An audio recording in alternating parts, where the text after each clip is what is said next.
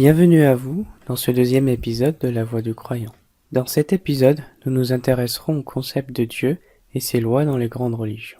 Nous ne nous attarderons pas sur le point de vue des institutions religieuses, qui ne sont que le point de vue d'hommes. Nous nous concentrerons uniquement sur la révélation dans les différents livres, qui sont la parole de Dieu, qui est un guide pour les croyants. Car il n'y a pas de plus haute source d'autorité que la parole de Dieu. Ouvrez vos livres saints et vérifiez directement à la source les informations qui vous seront données dans cet épisode. Bon visionnage à tous. Quel est le concept de Dieu dans les grandes religions? Par ordre chronologique. Comment est décrit Dieu dans l'hindouisme selon les Védas et les Upanishads? Regardons ensemble. Shandogya Upanishad, chapitre 6, section 2, verset 1. Il est le seul à ne pas avoir un second. Dans Shvetashvatara Upanishad, chapitre 6, verset 9, de lui, il n'existe ni parent, ni seigneur. Shvetashvatara Upanishad, chapitre 4, verset 20. Vous ne pouvez pas voir l'image de Dieu, l'œil ne peut pas comprendre Dieu. Et enfin, le Brahma Sutra de l'hindouisme. Il n'y a qu'un Dieu, et non second. Pas du tout, pas du tout. Pas le moins du monde. Comment est Dieu dans l'Ancien Testament? Deutéronome, chapitre 6, verset 4. Voici le premier. Écoute Israël. Le Seigneur, notre Dieu, est l'unique Seigneur. Exode, chapitre 20, verset 3. Tu n'auras pas d'autre Dieu devant ma face. Exode, chapitre 33, verset 20.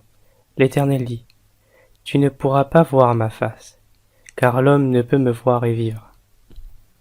Comment est Dieu dans le Nouveau Testament? Marc, chapitre 12, verset 29. Jésus répondit, voici le premier. Écoute Israël, le Seigneur, notre Dieu, est l'unique Seigneur.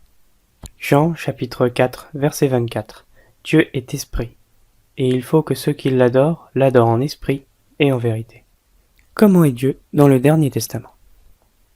Sourate 112, verset 1, dit, il est Dieu unique. Sourate 6, verset 103. Aucun regard ne peut l'atteindre, cependant il saisit tous les regards. Si l'on s'en réfère au livre, Dieu est unique. Tout converge vers son unicité.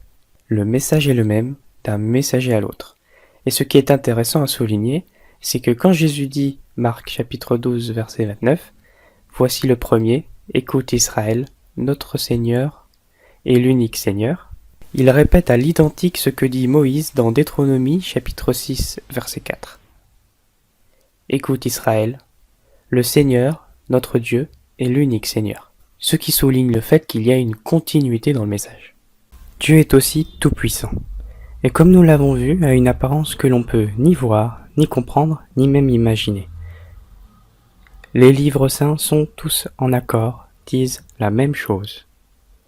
Dieu est unique et tout-puissant.